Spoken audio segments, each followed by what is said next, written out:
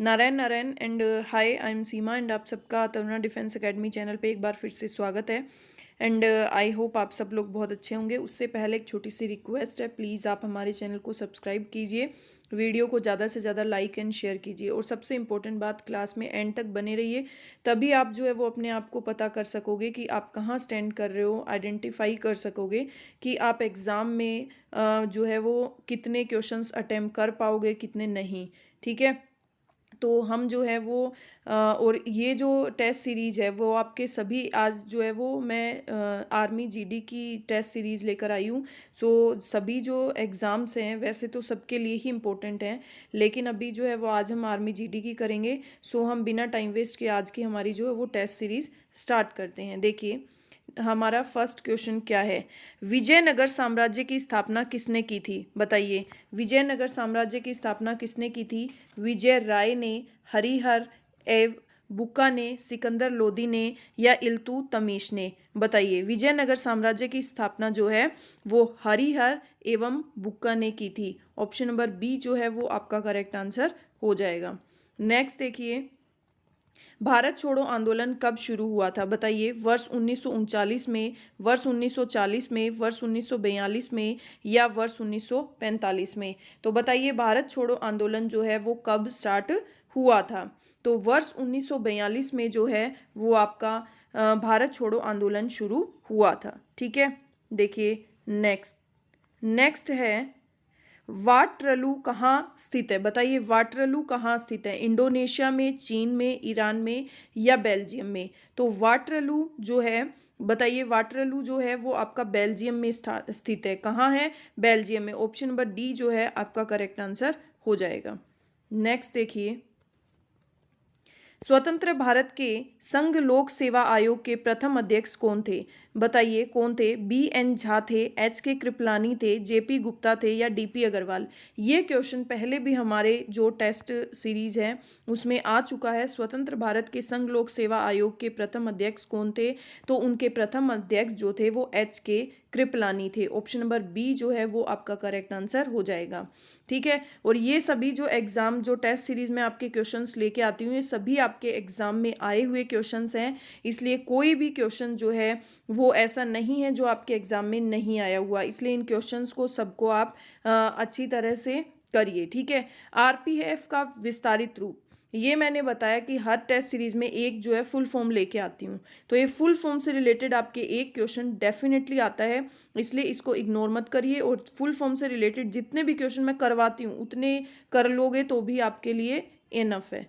ठीक है, आरपीएफ का विस्तारित रूप क्या है? Railway police course, reserve police force या रेलवे प्रोटेक्शन फोर्स या रेलवे पुलिस फंड? बताइए क्या है। तो आरपीएफ का जो विस्तारित रूप है वो है रेलवे प्रोटेक्शन फोर्स और railway protection force. Option number C जो है वो आपका करेक्ट आंसर हो जाएगा। अब देखिए नेक्स्ट, देखो, थॉम्स कप किस खेल से संबंधित है, बताइए। क्रिकेट से, हॉकी से, बैडमिंटन से या फुटबॉल से? थॉमस कप जो है वो किससे संबंधित है, बताइए। क्रिकेट से, हॉकी से, बैडमिंटन से या फुटबॉल से? तो थॉमस कप जो है वो आपका बैडमिंटन से संबंधित है। Option number C is your correct answer. Next देखिए, नोबेल पुरस्कार कौन सा देश प्रदान करता है, बताइए। नोबेल पुरस्कार कौन सा देश प्रदान करता है? स्वीडन, फ्रांस, नॉर्वे या स्पेन? तो बट नोबेल पुरस्कार जो है, बताइए, आप जल्दी बताइए कौन सा देश प्रदान करता है? तो नोबेल पुरस्कार जो है वो स्वीडन जो है वो प्रदान करता है। ऑप्शन नंबर ए जो है is your correct answer. Next, Bharat में जीएसटी वस्तु एवं सेवा कर किस वर्ष लागू हुआ, बताइए। जीएसटी, जीएसटी क्या है? GST goods and service tax, इसकी फुल फॉर्म भी कई बार आ जाती है। ये क्या है? Goods and service tax. GST ये एक ऐसा टैक्स है, वो पूरे जो है पहले अलग अलग टैक्स लगते थे, तो उन सबको, अलग अलग टैक्सों को हटाकर एक टैक्स कर दिया, वो है आपका GST, goods and service tax. अब ये बताइए, गुड्स एंड सर्विस टैक्स जो है वो भारत में कब आया?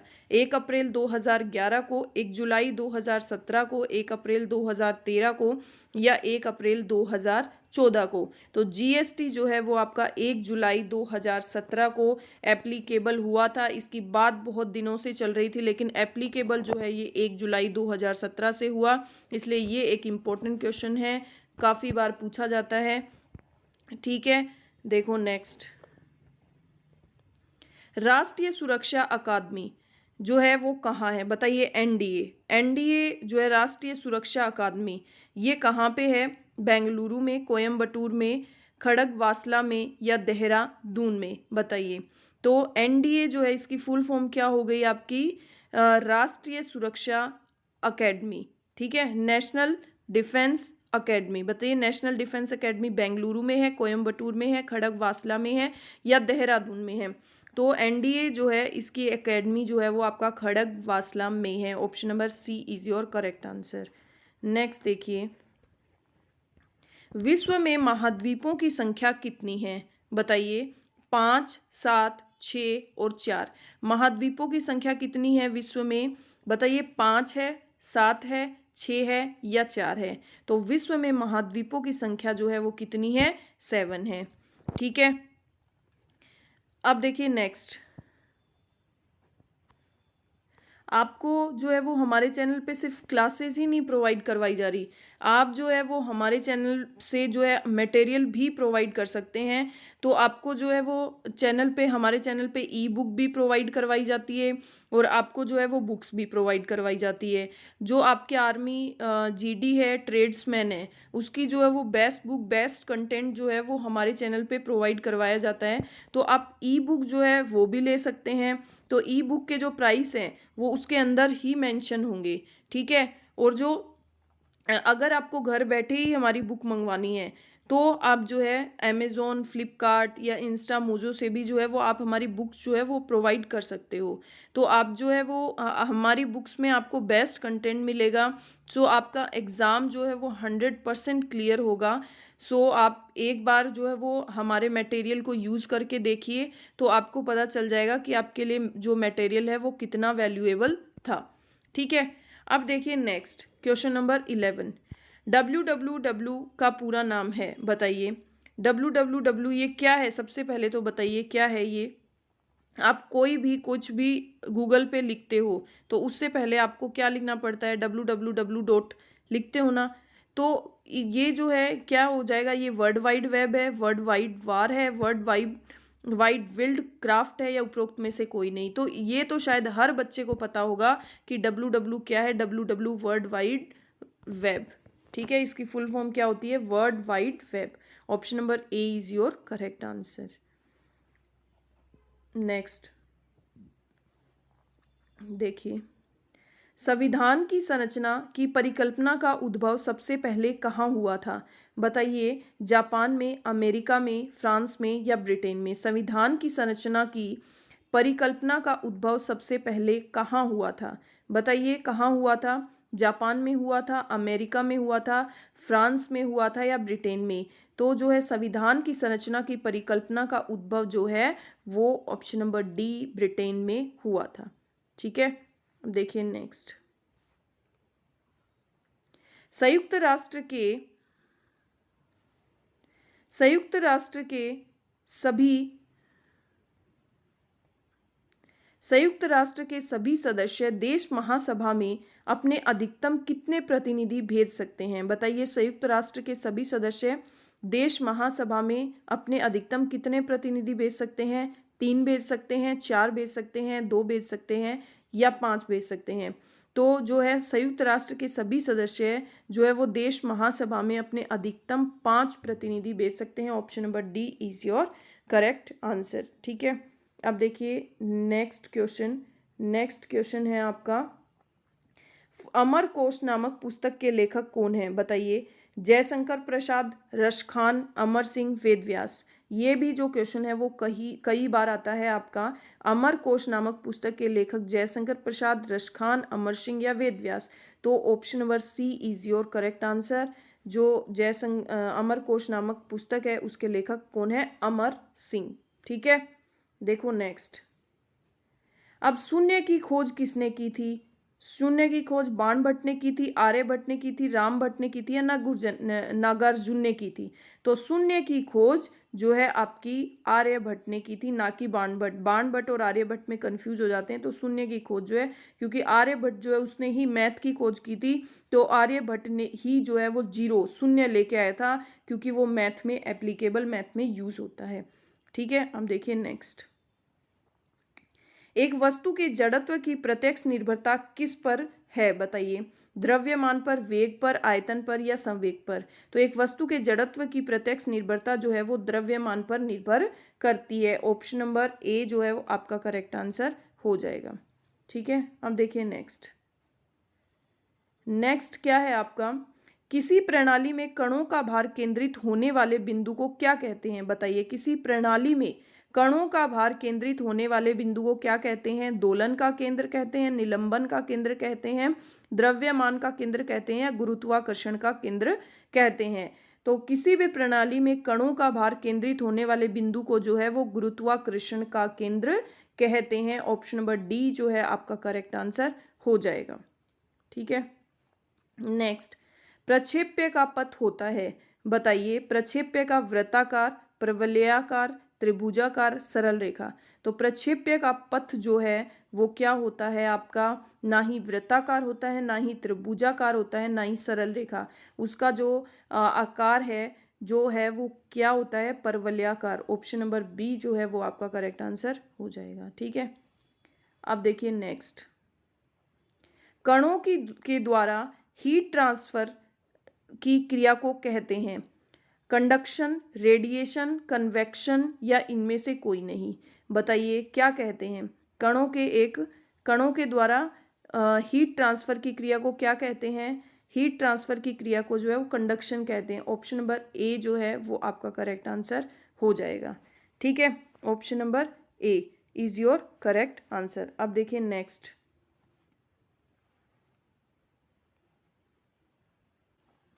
कैमरे का कौन सा भाग आंख के रेटिना की तरह काम करता है, बताइए? फिल्म, शटर, डायफ्राम या फोकस? बताइए। तो कैमरे का कौन सा भाग जो है आपकी आंख की जो रेटिना है, रेटिना मतलब जो आपके आंख की जो पुतली होती है उसकी तरह काम करता है? फिल्म, शटर, डायफ्राम या फोकस? तो फिल्म जो है वो आपकी जो है आंख के रेटिना की तरह काम करता है कैमरे में। Option number A is your correct answer. ठीक है, नेक्स्ट। आवर्त सारणी में सर्वाधिक इलेक्ट्रॉन बंधुता वाला तत्व है आयोडीन, क्लोरीन, फ्लूओरीन, ऑक्सीजन? बताइए। आवर्त सारणी में सर्वाधिक इलेक्ट्रॉन बंधुता वाला तत्व है, बताइए? आयोडीन, क्लोरीन, फ्लूओरीन या ऑक्सीजन? तो ऑप्शन नंबर बी क्लोरीन जो है वो क्या है? इलेक्ट्रॉन बंधुता का वाला तत्व है। ठीक है, अब देखिए नेक्स्ट। आदर्श गैस की ऊर्जा निम्न में से किस पर आधारित होती है? दाब पर, आयतन पर, तापमान पर या मोल की संख्या पर? बताइए। आदर्श गैस की ऊर्जा जो है वो तापमान पर निर्भर करती है। किस पे निर्भर करती है? तापमान पर। Option number C is your correct answer. ठीक है, वह जल जो साबुन के साथ रगड़ने पर शीघ्रता से एवं अधिक झाग देता है कहलाता है कठोर जल, भारी जल, मृदु जल या समुद्री जल? कौन सा जल है जो साबुन के साथ जब रगड़ते हैं ना तो शीघ्रता से उसमें क्या होता है? झाग उत्पन्न करता है। वो कौन सा जल होता है, बताइए? कठोर जल होता है, भारी जल होता है, मृदु जल होता है? तो मृदु जल, मिट्टी वाला जो जल होता है वो जल्दी झाग जो है वो क्रिएट करता है। अब देखिए विरंजक चूर्ण का रासायनिक सूत्र, बताइए? CaCl2 है, CaOH है, CaOCl2 है या या फोर्थ नंबर है? बताइए आपका क्या है? तो विरंजक चूर्ण जो है उसका रासायनिक सूत्र क्या हो जाएगा आपका? Option number C. कौन सा हो जाएगा आपका? Option number C. अब देखिए 25। निम्नलिखित में से किसे स्ट्रेटेजिक धातु कहते हैं, बताइए? किसे कहते हैं? सिलिकॉन को, जर्मेनियम को, टाइटेनियम को या यूरेनियम को? तो स्ट्रेटेजिक धातु कहते हैं? बताइए, सिलिकॉन को कहते हैं, जर्मेनियम को, टाइटेनियम को या यूरेनियम को? तो टाइटेनियम जो है इसको स्ट्रेटेजिक धातु कहते हैं। Option number C is your correct answer. Next, किसके द्वारा आनुवंशिकता के विज्ञान को आनुवंशिक कहा गया? बताइए, ग्रेगर मेंडल को, सी कॉरेंस को, एच जे मूलर या डब्ल्यू वेटसन? बताइए, आनुवंशिकता के विज्ञान को आनुवंशिक की कहा गया? बताइए, ग्रेगर मेंडल ने जो वो मटर का नियम दिया था, सी कॉरेंस, एच जे मूलर या डब्ल्यू वेटसन? तो डब्ल्यू वेटसन जो है उसने आनुवंशिकता के विज्ञान को आनुवंशिकी कहा। ठीक है, अब देखिए नेक्स्ट, निम्न में से कौन सा कीट भक्षी पौधा है? बताइए, पिचर प्लांट, बटरवर्ट, ब्लेडरवर्ट या ये सभी? बताइए, तो पिचर प्लांट ये सभी कीट भक्षी का पौधा है, बटरवर्ट, ब्लेडरवर्ट या ये सभी? सारे के सारे क्या हो जाएंगे? Option number D is your correct answer. अब देखिए नेक्स्ट, प्रकाश संश्लेषण में पर्णहरित की भूमिका है? बताइए, जल का अवशोषण, कार्बन डाइऑक्साइड, प्रकाश का अवशोषण या ऑक्सीजन? तो प्रकाश संश्लेषण में पर्णहरित की भूमिका जो है वो प्रकाश का अवशोषण करने की भूमिका निभाता है। देखिए नेक्स्ट, दाल में क्या पाया जाता है? बताइए, वसा, प्रोटीन, विटामिन या कैल्शियम? ये तो आपको पता ही होगा कि दाल में जो है वो आपके प्रोटीन पाया जाता है। दाल में क्या पाया जाता है? प्रोटीन। निम्न में से किसमें प्रतिरक्षी बनते हैं? बताइए, यकृत में, लसिका में, प्लीहा में या लाल अस्थि मज्जा में? बताइए, किसमें प्रतिरक्षी बनते हैं? बताइए, तो प्रतिरक्षी जो है वो आपके लसिका में बनते हैं। Option number B is your correct answer. ठीक है, आपके जीके और जीएस के क्वेश्चन हो गए। अब देखिए हमारी रीजनिंग के क्वेश्चन हैं। देखिए, नीचे दिए गए शब्द से कौन सा विकल्प नहीं है? बताइए, इसमें से ये बोल रहा है कि कौन सा शब्द मैच नहीं होता। देखो, RAGE चारों वर्ड लेटर हैं इसमें, TEAR इसमें भी है, MEAN ये भी है, RACE सी इसमें नहीं है, तो ऑप्शन नंबर डी जो है वो इससे मैच नहीं होता। तो ऑप्शन नंबर डी जो है इसका 31 का आंसर हो जाएगा। ठीक है, अब देखिए नेक्स्ट, फरवरी माह में कितने दिन होते हैं? बताइए, 30 दिन होते हैं, 31, 29, 30, 28 और 29? तो फरवरी माह में जो है आपके कितने, आपके जो नॉर्मल ईयर होगा उसमें 28 और लीप ईयर में 29 जो है वो डेज होते हैं। ठीक है, तो फरवरी में आपके या तो 28 दिन हो सकते हैं या 29 दिन हो सकते हैं। ठीक है, अब देखिए नेक्स्ट, निम्नलिखित विकल्पों में से भिन्न संख्या को चुनिए। भिन्न संख्या बताइए, चारों में से कौन सी है? 100 है, 400 है, 900 है या 1000 है? बताइए, तो अगर आपको पता हो ये 10 की स्क्वायर है, ये 20 की स्क्वायर है, ये 30 की स्क्वायर है, लेकिन ये जो है वो 10 की क्यूब है, तो ऑप्शन नंबर डी जो है वो आपका इसमें से अलग हो जाएगा। ठीक है, अब देखिए नेक्स्ट, निम्नलिखित विकल्पों में से संबंधित शब्द को चुनिए। देखिए, रुपया जो है वो क्या है? भारत की करेंसी है। रुपया क्या है? भारत की करेंसी है।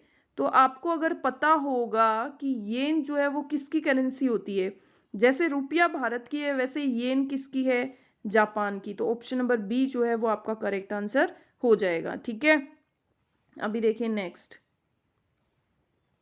देखो 11, 13, 17, 19, 23 ब्रैकेट 29 और 31, इस आपको यहाँ बताना है कि क्या आएगा। तो अगर आप देखो 11, 13, 17, 19, 23, 29, 31, ये सारे के सारे क्या हैं? आपके प्राइम नंबर। तो यहाँ भी प्राइम नंबर आना चाहिए, लेकिन 23 और 29 के बीच में कोई भी प्राइम नंबर नहीं आता। तो हम देखेंगे कि इसमें कोई और ही तरीका लग रहा है। तो अब हम डिफरेंस चेक कर लेते हैं। 11 और 13 के बीच में +2 हो रहा है, 13 और 17 के बीच में +4 हो रहा है, 17 और 19 के बीच में +2 हो रहा है, 19 और 23 के बीच में +4 हो रहा है, मतलब 2 4 2 4 की सीक्वेंस आपकी लग रही है। तो यहाँ पे आपके क्या हो जाएगा, यहाँ पे 23 और 23 24 25 आपके क्या हो जाएगा +2, मतलब यहाँ पे आ जाएगा आपका 25। ऑप्शन नंबर देखो 25 के बाद में 4 ऐड हो रहा है, 29 30 31 फिर 2 हो रहा है, तो ऑप्शन नंबर सी जो है वो आपका करेक्ट आंसर हो जाएगा। ठीक है, अब देखिए नेक्स्ट, देखो 80 से छोटी अभाज्य संख्याएं कितनी हैं बताइए। अब आपको प्राइम नंबर बताने कि 80 से छोटे कितने हैं। तो आपको ये तो पता है, ये तो मेरा आपको बताया हुआ है कि 0 से 100 के बीच में कितने होते हैं, टोटल 25। ठीक है, तो इससे कम ही होंगी। ठीक है, तो ये 26 वाला ऑप्शन तो गलत हो गया। तो मैंने बताया था आपको 0 से 25 के बीच में कितनी होती हैं, 9। 25 से 50 के बीच में कितनी होती हैं, 6। ये तो बताया हुआ है। अब 50 के बाद वाली देख लो, 50 के बाद वाली 53, 59, 61, 67, उसके बाद 71, 73 और 79। तो काउंट कर लो, 9 6 15, ये कितनी होगी, 1 2 3 4 5 6 7, 15 और 7 22। तो 80 से छोटी अभाज्य संख्याएं कितनी हो गई, B22। ठीक है, तो option number B is your correct answer. ठीक है, अब देखिए नेक्स्ट, अब देखो इनको आपको ऐड करना है, तो या तो आप डायरेक्ट ऐड कर लो, 6.705, 0.9, 18.09, 107, 2897। देखो हम डायरेक्ट, सबसे पहले देखो यहाँ पे 4 कोई भी नहीं है, यहाँ पे है 7, तो लास्ट में आपके क्या आएगा, 7, तो चारों के क्या आ रहा है, 7। ठीक है, फिर उसके बाद देखो आप, उसके बाद 3 नंबर पे क्या है, 5, 5 और 9, तो 9 और 5 14, तो मतलब 4 भी सब जगह आ रहा है, मतलब आपका ऑप्शन नंबर डी जो है वो कट हो गया, क्योंकि इस नंबर पे क्या आएगा, 4। 14 14 की हासिल लगी 1। अब देखो नेक्स्ट, नेक्स्ट बचा आपका 8, तो 8 2 नंबर पे क्या हो गया, 9 8 और 0। ठीक है, तो ये कितना हो गया, 8 8 16 17, 17 और 1 18, तो मतलब 8, तो ये भी ऑप्शन नंबर ए भी कट हो गया। थर्ड नंबर पे क्या आना चाहिए आपका, 8 8, इन दोनों जगह आ रहा है 18। अब आपके यहाँ पे क्या आता है, 7 9 और 2, 7 9 और 2, तो 7 और 2 कितना हो गया, 9, 9 और 9 18, 18 और 1 19, तो 19 का 9 दोनों में आ रहा है। ठीक है, 19 का 9 दोनों में आ रहा है। अब यहाँ पे क्या बचा आपका 6, तो 6 और यहाँ पे 7, 7 7 14 1 15, 15 और 6 कितना हो जाएगा आपका 21, 21 और 1 2, 21 और 1 हासिल लगी 22, 22 का 2, मतलब 132 आएगा ऑप्शन। आप आगे आपको चेक करने की ज़रूरत नहीं है, अगर चेक करना है तो आप कर सकते हैं। चेक करने के लिए आप देखो यहाँ पे आपके क्या बचा था, 22, तो 1 2 3, 3 और 1 यहाँ पे बच गया, तो आपका ऑप्शन नंबर सी जो है इसका करेक्ट आंसर हो जाएगा। ठीक है, इस तरह से शॉर्टली वही कोशिश करिए कि आप इसको शॉर्ट कर दें। ठीक है, अब देखो आपको इस बीजगणित का जो फॉर्मूला है इसको सोल्व करना है। आपको a प्लस बी की square whole square plus a minus B की होल स्क्वायर दे दी, तो आप इसको क्या लिख सकते हैं, आप इसको लिखोगे a की स्क्वायर प्लस बी की स्क्वायर प्लस 2ab, यही लिखोगे। अब इसको आप लिखोगे a की स्क्वायर प्लस बी की square minus 2ab, plus minus से ये कट गया, आपके यहाँ पे क्या आ गया, 2a square plus 2b square is equal to 2 common आ गया, a की स्क्वायर प्लस b की स्क्वायर, तो आपका ऑप्शन नंबर बी जो है वो आपका करेक्ट आंसर हो जाएगा। ठीक है, कोई डाउट, समझ आया। अब देखो नेक्स्ट, एक चतुर्भुज के चारों कोणों का योग कितना होता है। देखो एक त्रिभुज के तीनों कोणों का योग तो कितना होता है, 180, तो चतुर्भुज जो है उसके चारों कोणों का योग कितना हो जाएगा 360। कितना हो जाएगा 360। ठीक है, देखो नेक्स्ट। एक त्रिभुज के आधार की लंबाई 15 सेंटीमीटर, ऊंचाई 12 सेंटीमीटर, तो क्षेत्रफल। एक त्रिभुज का जब आपको आधार दे दिया जाता है, ऊंचाई दे दिया जाता है, तो त्रिभुज का क्षेत्रफल का फॉर्मूला क्या हो जाएगा 1/2 इंटू आधार इंटू ऊंचाई। ठीक है, 1/2 इंटू आधार आपका कितना है 15, ऊंचाई कितनी है 12, 2 छिक 12, 15 छिके 90। Option number C is your correct answer. 90 वर्ग सेंटीमीटर आपका आंसर हो जाएगा। अब देखिए नेक्स्ट। देखो sine theta into cosec theta क्या होता है। तो अगर आप इसको ये दे रखा है आपको कोसेक थीटा, आपको इजिकल टू निकालना है, तो sine theta into cosec theta क्या होता है 1/साइन थीटा। साइन थीटा से साइन थीटा कट हो गया, यहाँ पे बच गया कितना आपका 1। तो इसका आंसर क्या आ जाएगा option number B is your correct answer. ठीक है, समझ आ रहा है। देखो अब देखो इसको सोल्व करेंगे हम। अब यही कर लो इसको। देखो 24 24 48, 24 दिया कितना हो जाएगा आपका 72, 18 18 36, 18 3 54, ये हो जाएगा 8 7 56। ठीक है, और ये 48 में से 1 गया 47। अब इसको घटा लो, 12 में से 4 गया 8, 6 में से 5 गया 1, 56 में से 47 गया आपका 9, 9 दूनी 18। ऑप्शन नंबर बी आपका आ जाएगा। सबसे पहले अगर आपको डिवाइड दिया हुआ होता है, ये बोर्ड मास का नियम है, तो आप सबसे पहले डिवाइड सोल्व करो, फिर आपको मल्टीप्लाई दिया रहता है तो मल्टीप्लाई सोल्व करो। इसमें आपके डिवाइड नहीं था तो आप मल्टीप्लाई सोल्व करो, उसके बाद आप प्लस माइनस का सोल्व कीजिए। तो ऑप्शन नंबर बी जो है वो आपका करेक्ट आंसर हो जाएगा। ठीक है, एनी क्वेरी, समझ आ रहा है। देखो यदि एक संख्या को उसके वर्ग से घटाया जाए तो 20 शेष बचता है, तो वह संख्या क्या होगी। देखिए इसको थोड़ा सा छोटा कर लेते हैं हम।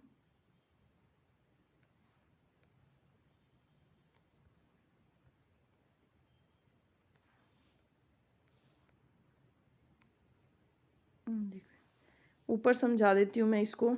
यदि एक संख्या को उसके वर्ग से घटाया जाए तो 20 शेष बचता है, तो वह संख्या क्या होगी।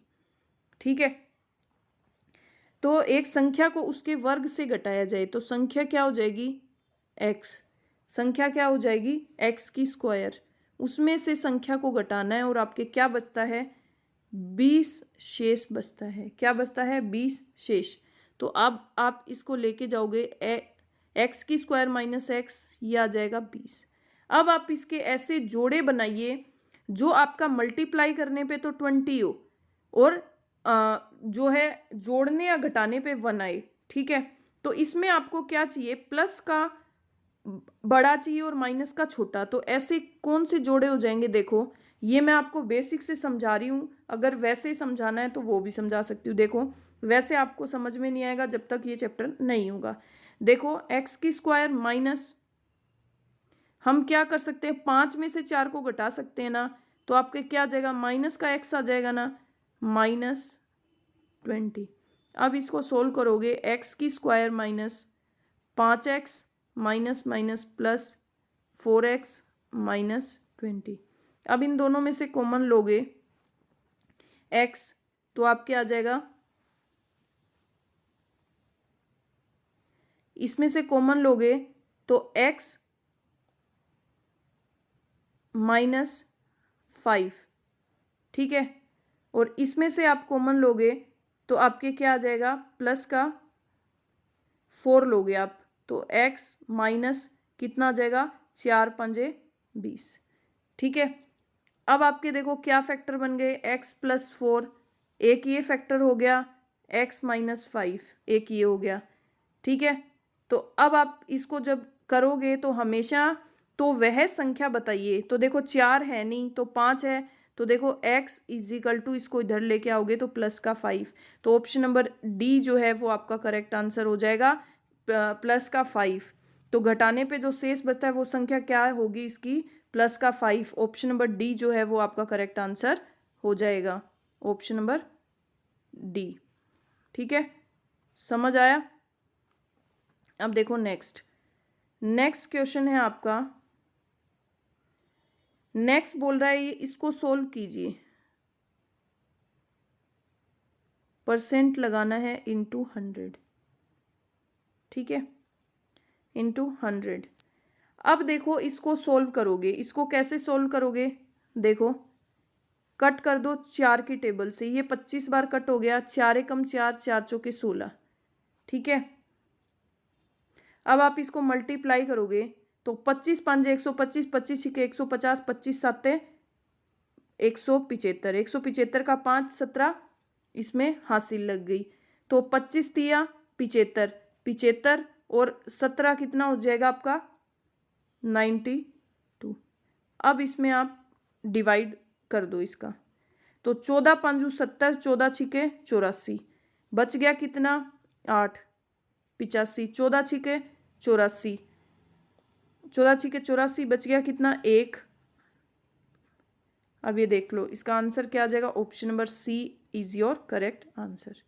ठीक है, समझ आया इसको सॉल्व करने का तरीका। ये तो ऐसे आपको सॉल्व करना ही पड़ेगा। देखो रामधन ने एक गाय 8,250 में खरीद कर 4% लाभ पर बेच दी, गाय का विक्रय मूल्य बताइए। अब देखो आप इसमें सीधा निकालो, एक गाय थी उसने 4% प्रॉफिट पे बेच दी। ठीक है, मतलब उसने किस में बेच दी 104 में। तो आपको क्या बताना है, आपको उसका विक्रय मूल्य बताना है। ठीक है, 1 0 से 1 0 कट हो गया। अब ये देखो 5 दूनी 10, 5 दूनी 10, या तो इसको कट कर दो या आप कट कर दो 2 5 10 और ये 2 5 10 और कितना हो जाएगा, एक सेकंड, कैसे भी कट कर दो इसको, हमें 2 से और 5 से ही करना है। देखो 5 दूनी 10, 5 एकम 5, यहाँ पे बच गया 3, 5 छिके 30 और बच गया 2, 5 5 25। अब देखो 2 से कट कर दो, 2 5 10 और 2 दूनी 4।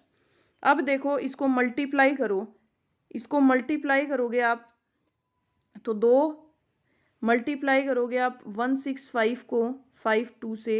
देखो 2 5 10, 2 6 12, 1 13, 2 एकम 2 और 3, ये आ जाएगा आपका 5 5 25, 5 6 30, 2 32, 5 एकम 5 6 7, आपका आ गया 5 0 5 3 8, 3 2 5 और 8। ठीक है, कितना आ गया आपका आंसर, ऑप्शन नंबर डी जो है वो आपका करेक्ट आंसर हो जाएगा, 6 7 8। ठीक है, तो यह आपका ऑप्शन नंबर डी जो है इसका करेक्ट आंसर हो जाएगा। ठीक है, 8580। अब देखो नेक्स्ट, प्रथम 10 पूर्ण संख्याओं का औसत। प्रथम 10 क्या बताना है आपको, पूर्ण संख्याओं का औसत बताना है। प्रथम 10 पूर्ण संख्याओं, होल संख्याओं का, होल नंबर्स का औसत बताना है, ना कि आपको नेचुरल नंबर्स का। आप इसमें एक गलती करोगे, नेचुरल नंबर तो आपके किस से स्टार्ट होते हैं 1 से, तो 1 से 10 तक लिख लोगे। इसने प्रथम 10 पूर्ण संख्याएं बोली है तो आपको इसमें 0 भी काउंट करना पड़ेगा। ठीक है, 1 2 3 4 plus 5 plus 6 plus 7 plus 8 plus 9, ये आपकी क्या आ गई 10 पूर्ण संख्याएं, होल नंबर आ गई। अब इसको ऐड कर लो, 9 और 1 10, 8 और 2 10 20, 7 3 10 30, 6 4 10 40 45, और ये टोटल कितनी है आपकी 10। आपको एवरेज बताना है तो 4.5 इज योर आंसर। ठीक है, समझ आया। अब देखो नेक्स्ट, देखो आपको इसका वर्गमूल बताना है, तो मैं इसका बेसिक तरीका ही आपको बता रही हूँ। ठीक है, तो आप देखो 1 को यहाँ पे स्क्वायर करोगे तो कितना आएगा, 1 आएगा। एक बार पॉइंट भूल जाओ, ठीक है, या पॉइंट लगाना भी है तो रहने दो। अब 2 में से 1 गया 1, अब ये 25 आ जाएगा यहाँ पे, ठीक है। यहाँ पे 1, यहाँ पे 2। अब यहाँ पे 5 का क्या उतारोगे, 5, क्योंकि 25 पंजे कितना होता है आपका, 125, ठीक है। अब यहाँ पे पॉइंट लगा दो आप, तो इसका वर्गमूल क्या हो गया, 1.5। Option number B is your correct answer. Next देखो, कौन सा मूलधन 5% वार्षिक ब्याज की दर से 5 वर्ष में 600 हो जाएगा। अब ये बोल रहा है 5 वर्ष में 600 हो जाएगा, तो 5 साल में कितना इंटरेस्ट लगा, 5 5 25, कितना लगा, कितना लगा इंटरेस्ट, 25। तो 600 किसके बराबर है, 600 100, 600 की वैल्यू कितने के बराबर है, 125 की, और आपको मूलधन बताना है, 100 की वैल्यू बतानी है। तो ये क्या हो जाएगा आपका, 25 चौके 100, 25 पंजे 125, 5 एकम 5, 5 दूनी 10, 12 चौके 48। ऑप्शन नंबर सी जो है आपका करेक्ट आंसर हो जाएगा, ठीक है। अब देखिए नेक्स्ट, देखो आपको इसका 0.32 और 0.02 का मध्यानुपाती निकालना है। तो ये मैंने आपको तरीका बता रखा है। मध्यानुपाती, तो यहाँ पे दोनों जगह आप x लिख दो, ठीक है। अब देखो इसमें क्या होता है, बाह्य पदों का गुणनफल और इंटरनल पदों का। तो ये क्या आ गया, x की स्क्वायर 0.32 इंटू 0.02, ठीक है। अब जब x करोगे आप तो इसका क्या करना पड़ेगा, आपको रूट करना पड़ेगा, 0.32 इंटू 0.02। जब इसको मल्टीप्लाई करोगे आप तो क्या आ जाएगा, 0.4 से पहले 0 पॉइंट लगेगा तो 32 दूनी 64, ये क्या आ जाएगा 0.0064। अब इसका जो रूट है वर्गमूल क्या आ जाएगा, 0 का 0, 64 का कितना होता है 8, 2 0 का 1 0। तो आपका ऑप्शन नंबर सी जो है इसका करेक्ट आंसर हो जाएगा, ठीक है, समझ में आया। अब देखो नेक्स्ट और आज का लास्ट क्वेश्चन, देखो एक रेलगाड़ी 48 किलोमीटर प्रति घंटा की चाल से चल रही, तो बताइए उसकी चाल मील प्रति घंटा में, मील प्रति घंटा में बतानी है। तो 1 घंटे में आपके कितना मील होता है, 5/8 मील होता है। 1 घंटे में कितना मील होता है, 5/8 मील होता है। तो आपका 48 किलोमीटर प्रति घंटा में कितना मील होगा, तो आप इसको चेंज कर दो, 8 6 48, 6 5 30 मीटर मील प्रति घंटा। आपका ऑप्शन नंबर बी जो है वो करेक्ट आंसर हो जाएगा, ठीक है। अभी आप चेक करिए आपने कितने क्वेश्चन सही करे हैं और कितने क्वेश्चन रोंग किए हैं। बट डेली टेस्ट सीरीज लगाइए तो आपके जो क्वेश्चन रोंग हो रहे हैं वो भी सही होने लग जाएंगे, ठीक है। और पूरी क्लास एंड तक देखिए, और आगे भी मैं आपके लिए अच्छे अच्छे टेस्ट सीरीज जो है वो लेकर आऊँगी, ठीक है। थैंक यू सो मच आज की वीडियो के लिए। बाय बाय, कल फिर से मिलते हैं।